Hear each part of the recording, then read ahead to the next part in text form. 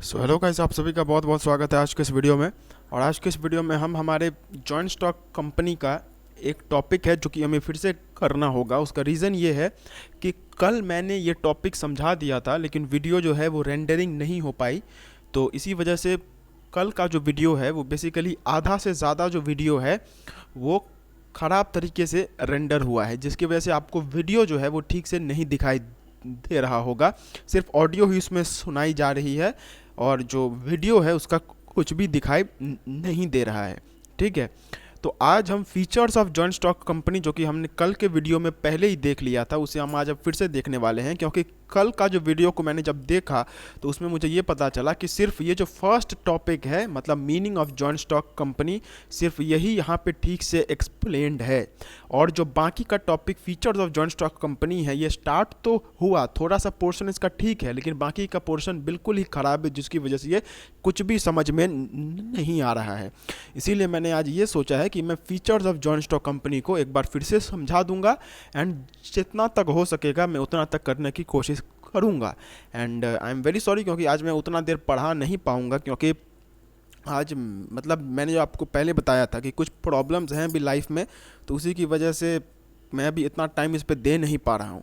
तो मैं कोशिश ये करूँगा कि कल संडे है एंड कल जो है 7 से 8 वीडियो एक ही दिन में रिकॉर्ड हो जाए, ताकि आपको जो है वीडियो की कभी भी कमी जो है वो ना मिले। क्योंकि ऑलरेडी मेरे इस प्रॉब्लम की वजह से 2 दिन मैं वीडियो नहीं डाल पाया हूँ, तो मैं और नहीं चाहता हूँ कि 2 दिन से ये ज़्यादा हो। 2 दिन मैं नहीं डाल पाया, उसका बहुत ही ऑब्वियस सा रीज़न था, लेकिन मैं और नहीं चाहता कि मैं और भी ज़्यादा इसमें पीछे हो जाऊँ। इसीलिए आज एक वीडियो आएगी एंड कल भी आएगी, लेकिन मैं आपको प्रॉमिस करता हूँ कि मेरे इस प्रॉब्लम की वजह से आपके वीडियोस आने में कोई भी देरी नहीं होने वाली है। ठीक है, तो आइए features of joint stock company से हम सबसे पहले स्टार्ट करते हैं।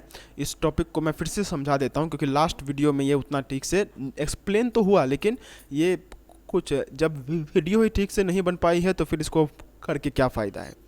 ठीक है, तो सबसे पहले जो हमारा यहाँ पे आता है वो है features of joint stock company, कि जॉइंट स्टॉक कंपनी के फीचर्स क्या क्या होते हैं, कैरेक्टरिस्टिक्स क्या क्या होते हैं।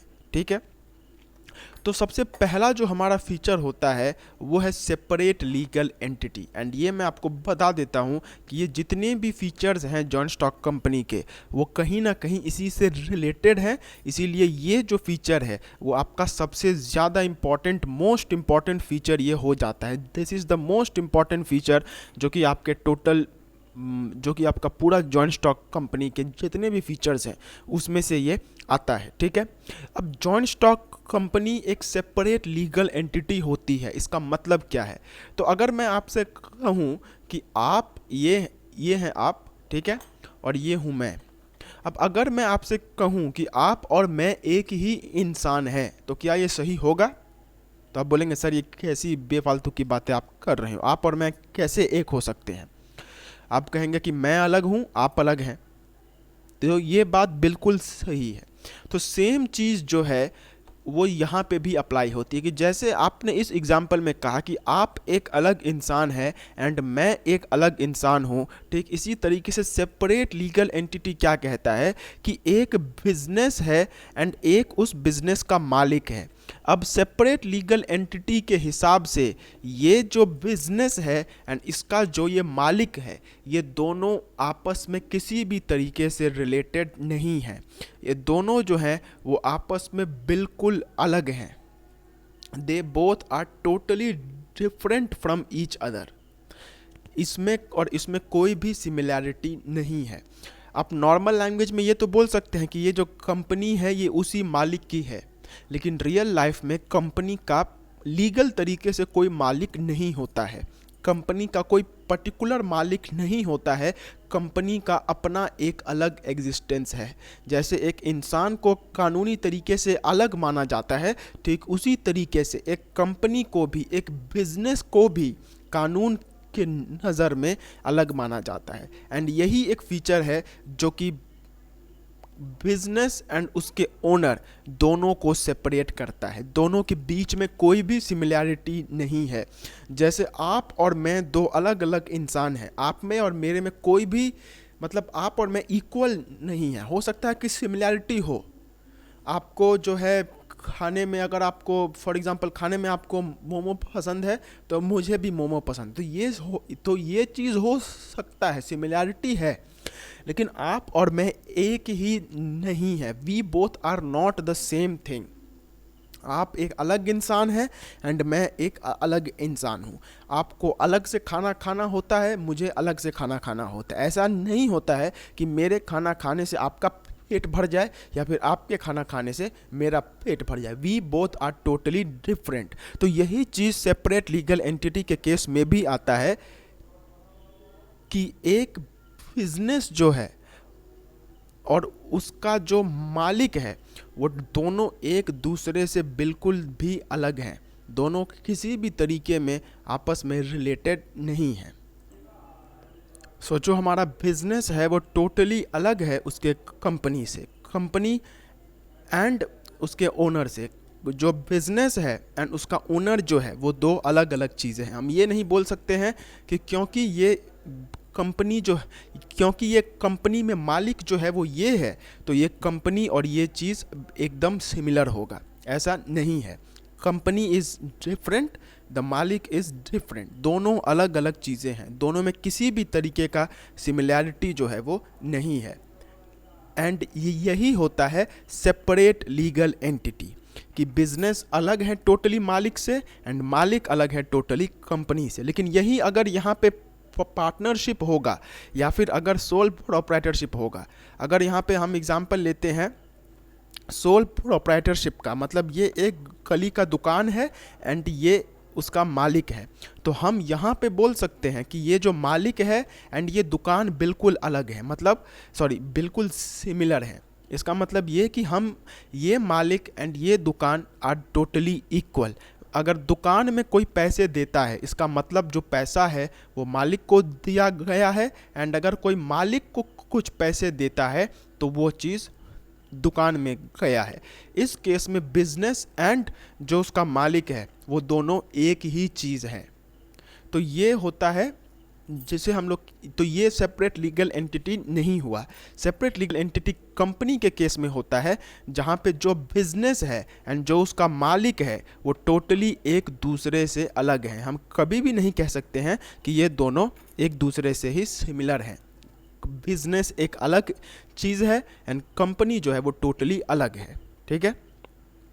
तो a joint stock company is an individual legal entity apart from the persons involved. वो पूरे तरीके से अपने जो भी लोग उसमें इन्वॉल्व हैं उससे पूरे तरीके से अलग हैं। It can own assets and can, because it is an entity, it can be sue और can be sued. Whereas a partnership or a sole proprietorship, it has no such legal existence apart from the person involved in it. So the members of the joint stock company are not liable to the company and are not dependent on each other for business activities.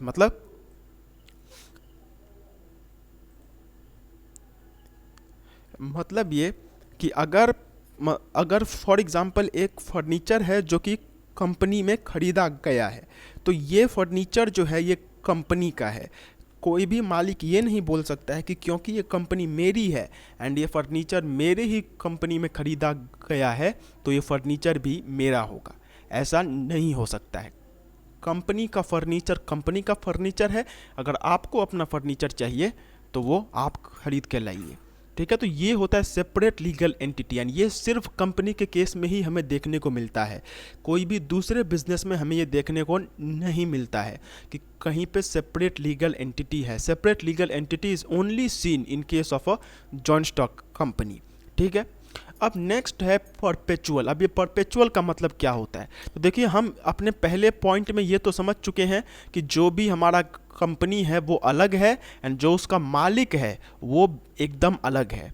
तो अब अगर ये मालिक मर जाता है तो क्या इसका मतलब कंपनी भी ख़त्म हो जाएगा? तो इसका आंसर है नो, क्योंकि कंपनी जो है वो एकदम अलग चीज़ है। तो मालिक के मर जाने से कंपनी के ऊपर में कोई भी फ़र्क नहीं पड़ता है, कंपनी वैसे ही चलती रहती है।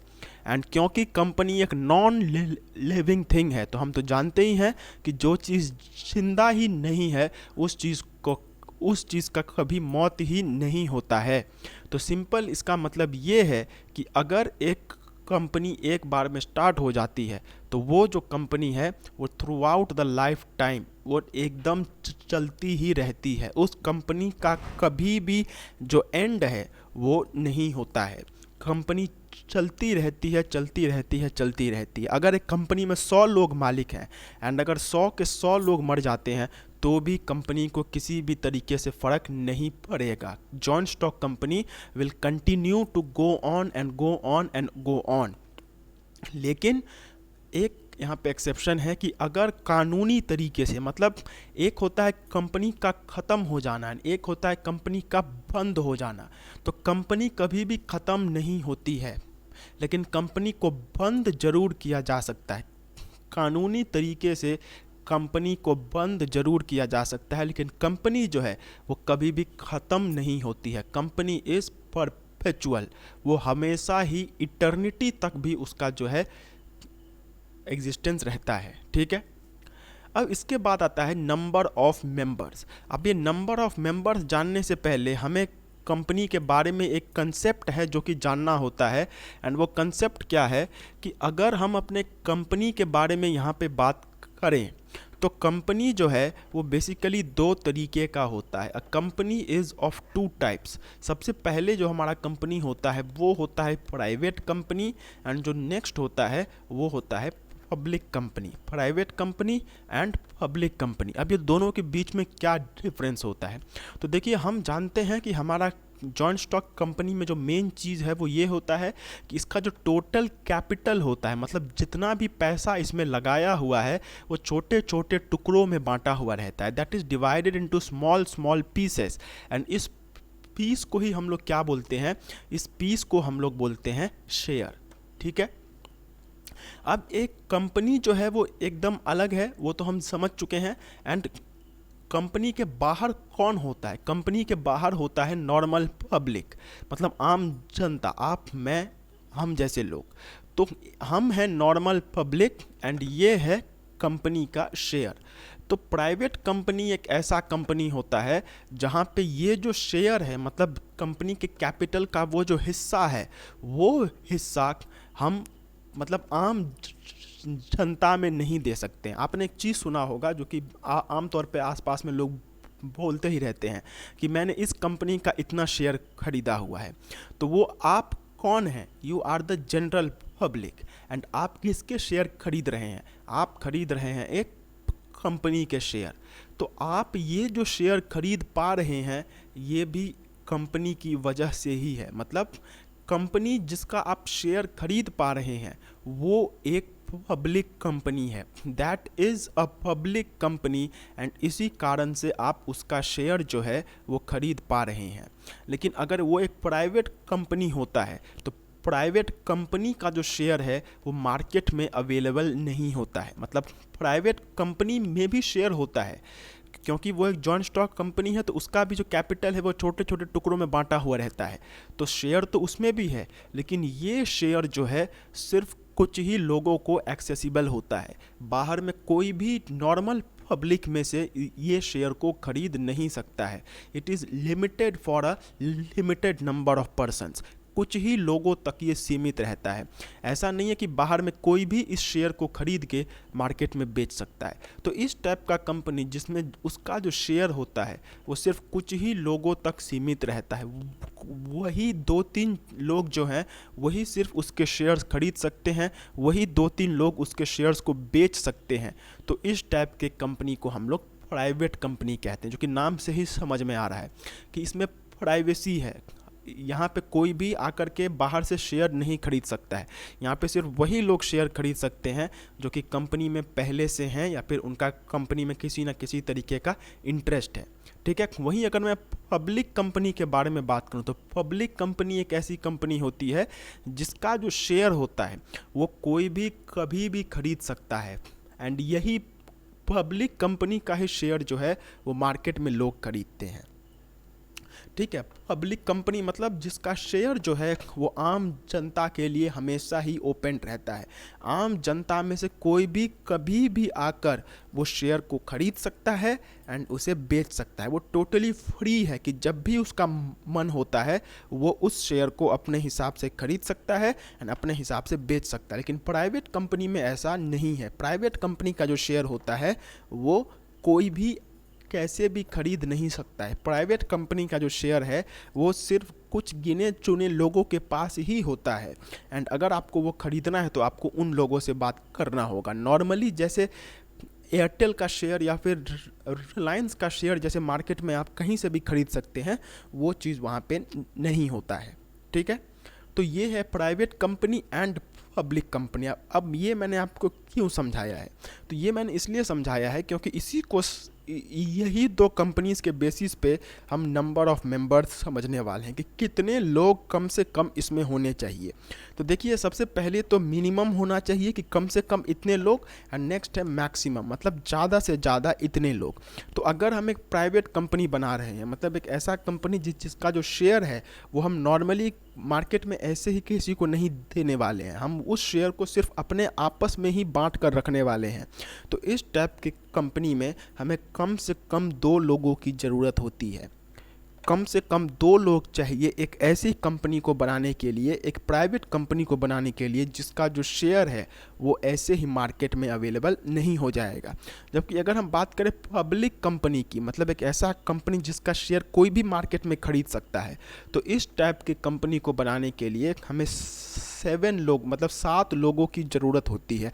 मिनिमम 7 लोग मिल करके एक पब्लिक कंपनी बनाते हैं।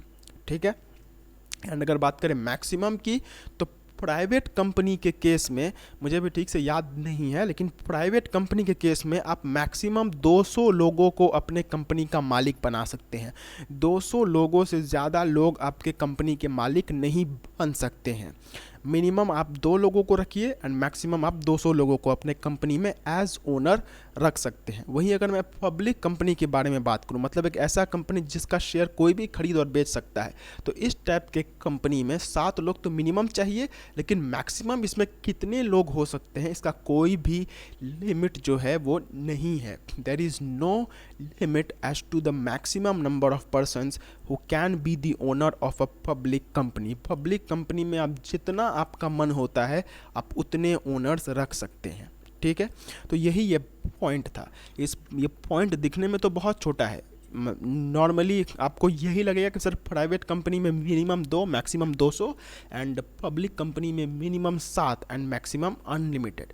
लेकिन इसको समझने से पहले हमें private company and public company जो है वो समझना होता है। ठीक है, अब इसके बाद जो हमारा नेक्स्ट टॉपिक आता है वो है लिमिटेड लायबिलिटी। कि लिमिटेड लायबिलिटी हम किसे कहते हैं, व्हाट इज़ लिमिटेड लायबिलिटी। तो अब अगर लिमिटेड लायबिलिटी की बात करें तो लिमिटेड लायबिलिटी का मतलब ये होता है कि फॉर एग्जांपल मैंने किसी कंपनी का शेयर खरीदा, ठीक है, अब शेयर फ्री में तो मिलता नहीं है। मैंने फॉर एग्जांपल ये कंपनी का शेयर जो है वो 200 रुपये में ख़रीदा हुआ है। ठीक है, अब अगर कभी भी कंपनी लॉसेस में जाती है तो उस टाइम पे, क्योंकि मैं कंपनी का मालिक हूँ, ये बात तो आपको पहले से पता होगी कि शेयर खरीदने पे हम उस कंपनी के उतने हिस्से का ही सही लेकिन मालिक बन जाते हैं।